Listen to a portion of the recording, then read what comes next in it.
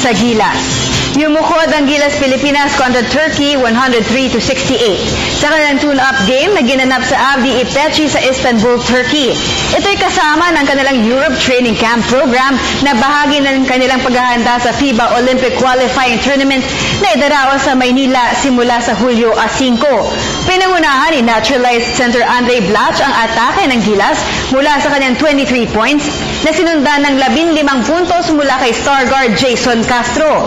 8 points ang nanggaling kay Calvin Abueva, 6 na markers ang kay L.A. Tenorio, pinagsamang 10 points ang ibinuo ni na Jeff Chan at Bobby Ray Parks Jr., 3 ang nagmula kay Ryan Reyes, 2 ang ipinasok ni Gabe Norwood at 1 point ang kay Japeth Aguilar.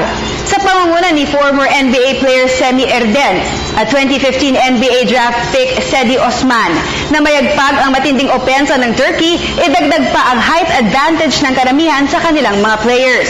Sa July 1, muling maghaharap ang Gilas Pilipinas sa Turkey sa MOA Arena sa Pasay City, 4 na araw bago ang hatawan ng Manila Qualifier.